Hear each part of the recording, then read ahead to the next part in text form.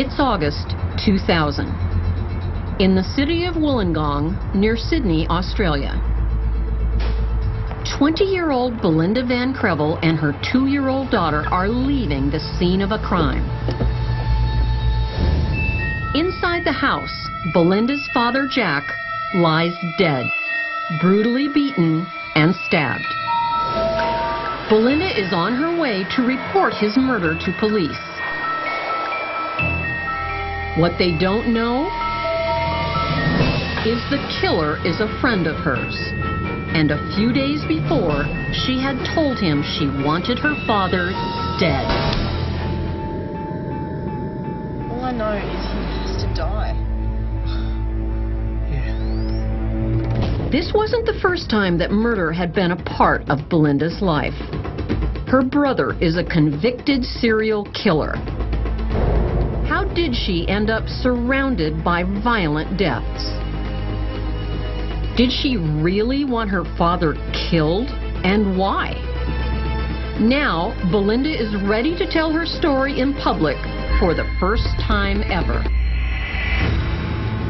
I'm Candice DeLong. As an FBI agent, I worked on the front line for the world's most powerful law enforcement agency. I went undercover, I trailed terrorists, and I interviewed notorious killers. It's my job to understand the people who others cannot comprehend.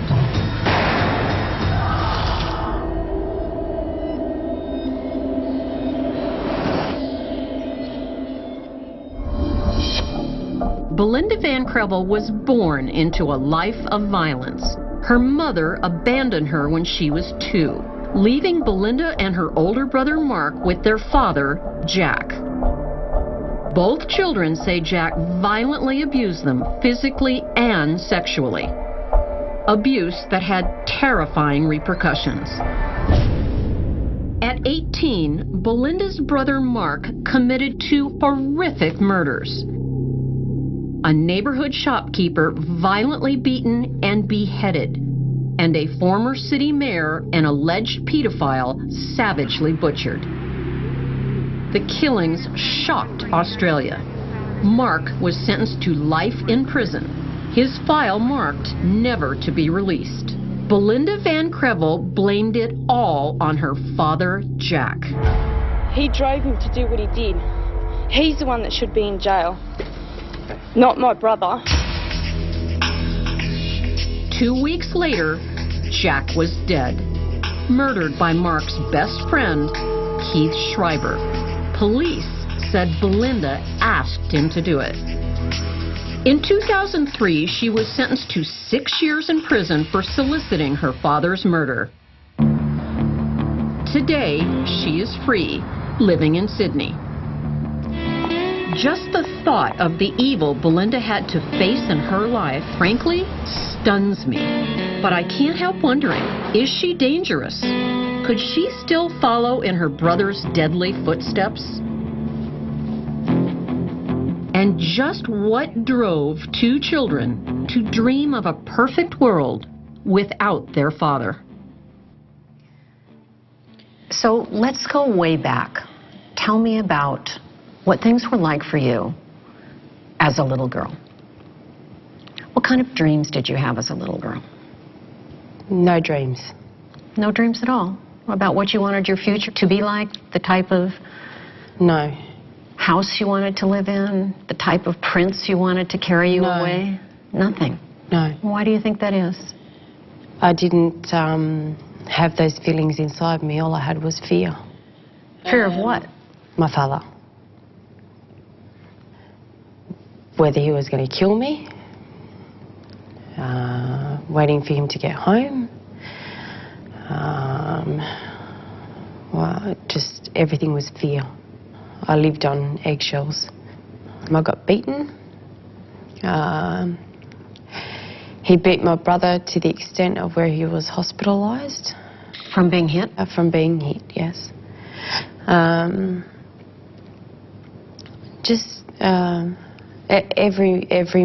Every morning his pillow was saturated in blood. He had lost so much blood every day. I copped it too. but he copped it a lot worse. It was an everyday thing. I become immune to it eventually. I mean, he did it to me every day. At first I felt the pain. Like a slap or a Oh, no, punch? not a slap. I mean, punches, kicks. Well, punches until I got hit the ground, and then it was kicks until I lost control of my bowels. And then he would leave the room with a smile on his face and be content with what he had caused.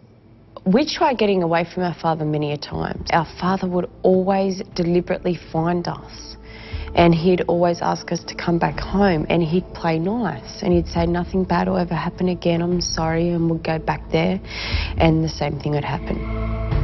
At his son Mark's murder trial, Jack Van Krevel admitted that he was extremely violent with his children. But he denied his son's other claim, that he went beyond beatings to sexual abuse. Let's talk about your father violating your brother. A horrible thing. Yep. How old was he when this started, to your knowledge? 7. And how is it that you are so sure about that? Did you witness something? My father always went into my brother's room of a night and closed the door and stayed in there for hours and never come out. We'll never know for sure what went on behind that closed door. But Mark grew up to be a very unusual boy, to say the least. Fascinated by serial killers and violence. At what point in Mark's youth did you notice that Mark had some psychological issues going on? When he walked into my bedroom and woke me up and said to me, I think I'm possessed. And I'm scared. I'm sorry. It's all right. Where would a boy hear the word possession or think of it? From our father.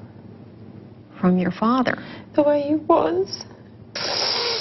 No, it's just so to look at him, you could see that he was scary. He was, but he was like, I don't know, he wasn't right. Your dad. Very scary guy. Oh, yeah. Very scary. Growing up, Belinda was torn by two powerful forces: love for the brother who protected her, and hate for the father who assaulted them. And as we'll see, love and hate would drive Belinda to a dangerous extreme. When did you start thinking that your father needed to die?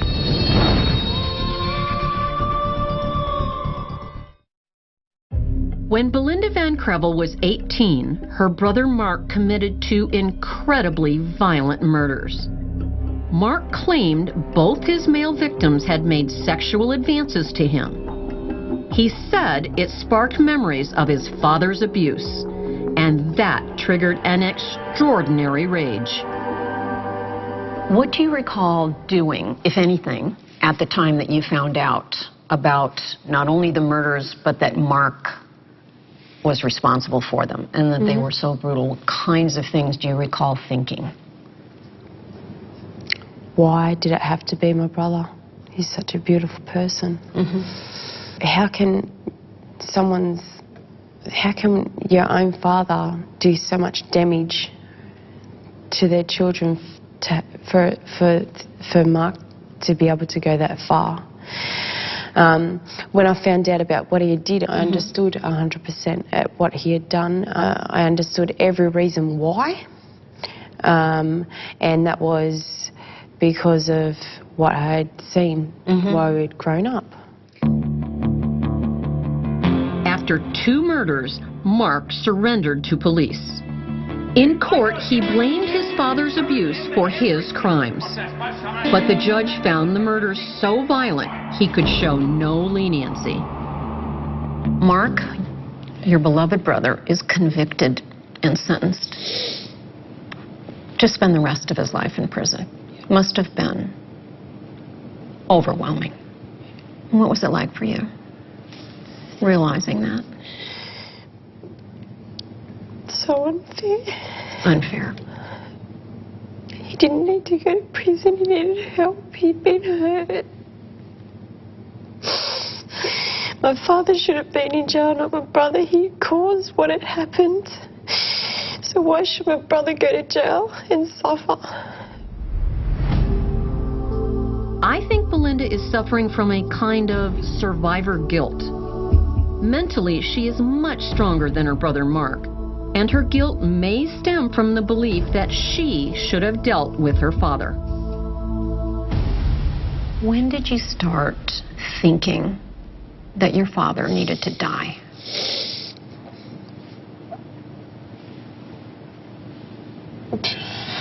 Seriously thinking about it.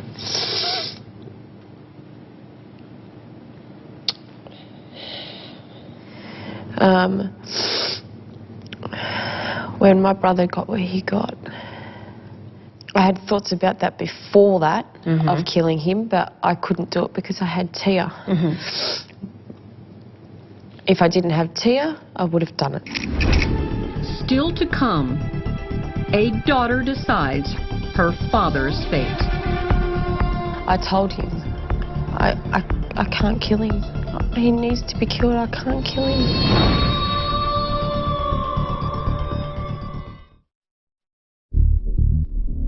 A childhood of abuse at the hands of her father stoked an incredible fury in Belinda Van Krevel and her brother Mark. After losing Mark to prison, a 20-year-old Belinda was angry. Then she believed her father was abusing her 2-year-old daughter, Tia. She turned to Mark's best friend, Keith Schreiber. I told him, I can't kill him. He needs to be killed. I can't kill him. Did you ask Keith to kill your father? Actually, how it happened was, he said to me, when I told him about how Tia had been molested by my father, he turned around and he said to me, right, that's it. He has to go. And I said yes. Okay. And he did it. Late at night, Keith Schreiber crept into the Van Krevel house. Belinda and her daughter Tia were in one room. Jack Van Krevel was asleep in another. Now, when it did happen, I will never forget it. I've never been so frightened in my life. Let's talk about that night. Oh, geez, I thought that my father got the better of him. I thought that whatever it was, I wasn't sure whether Keith had done what he said he was going to, like the comments he'd made, or whether there was an intruder. I'm in bed with my daughter, and when I heard the noises, I went stiff, my whole body from head to toe. I just, cold, stiff. I thought that my father was killing someone. Because of the noises that you heard coming out of his bedroom? Yeah, and then I thought because once he got angry, he's going to kill that persons, now he's going to come in, and Tia and I are dead. Without a doubt, we're dead. I was waiting for my father to come in and kill me and Tia and I. He didn't. The door opened, didn't it? Yes, it did. It was almost as if somebody maybe was coming in to see if you were okay, saw that you were there in bed, and backed out. Yeah.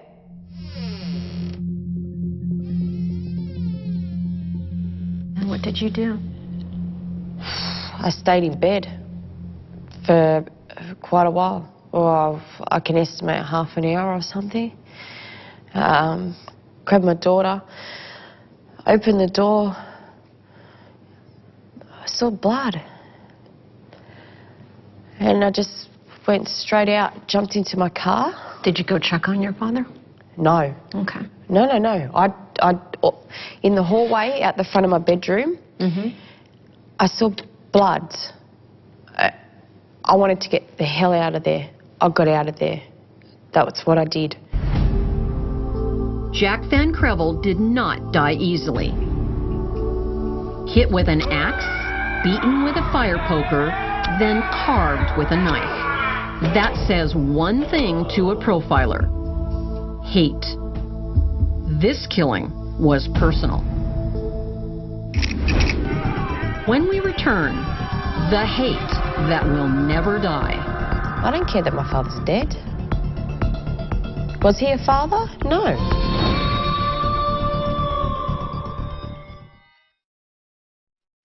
The day after Jack Van Krevel's murder, Keith Schreiber confessed to police, saying he did it to avenge Mark, Belinda, and her daughter Tia. Keith was a victim of abuse himself. The judge said he was in a disturbed mental state and sentenced him to 16 years in prison. Why do you think Keith killed your father?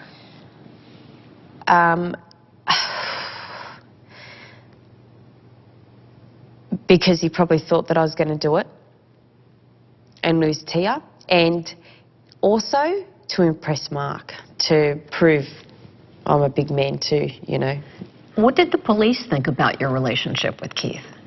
They thought that we were a lot closer than what we were. They, at one stage, found some receipts that I'd sent to Keith and thought that I was paying him off for the murder. What kind of receipts were they? They were just money order receipts for $50, $100, $200 here or there. And they said to me straight out, why would you send your father's killer money? I said, well, why wouldn't I? Why wouldn't I? I don't care that my father's dead.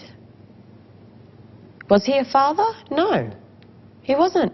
I'm brutally honest. I'm not going to sit here and lie and say I'm sending him money for absolutely no reason. I'm sending him money because I want to. Belinda is careful here not to admit actually paying for her father's death, but she did plead guilty to the lesser charge of soliciting his murder. That earned her a 6-year prison sentence. Yes, I pleaded guilty to the solicit of my father, and I definitely have no shame in pleading guilty to that. I did ask someone to kill my father. I did the time for that, and I did that because I had a daughter and I did not want to go to jail. If I did not have my daughter, I would have done it myself. I don't care if I would have been locked up for life. The damage he'd caused, I wanted him gone. It was either kill or be killed. How responsible are you for your father's murder? I'm glad he's dead. I'm protected, Tia's protected, other little boys are protected. However, Mark's still suffering. That's one thing I can't live with. Safe to say you do not regret what happened? Oh, no, not at all. Safe to say you do not miss your father? I do not miss my father. If I said that I did, I'd be lying, and I'm brutally honest. I do not miss my father, and I do not regret what happened to him at all. And he deserved it. Belinda's glee at her father's death is certainly shocking. But if Belinda ever did love her father, she can't even remember it. How about your life since your father died, including the 6 years you did in prison? Yes, 6 years. It's still better or worse since Oh, better. Life couldn't be better without my father. Oh. Even in prison? Oh. Even when you were in prison? Oh, yeah. Without a doubt. Without a doubt. So the question is, you're out now. Is society safe with you out? Yes. And how so? I'm not a habitual criminal. The problem's gone. The problem's gone, and you're not the problem. No, Jack was a problem, and he's gone. What is the most important thing for your daughter Tia, who I can see is the most important thing in your life and probably always will be. Yep. What is the Her and Mark. What is the most important thing for Tia to know about her mom? That she is safe for the rest of her life and that she'll never be loved as much as I love her to death. I love her more than anything else on this earth, and she knows that. And she's safe. Very safe.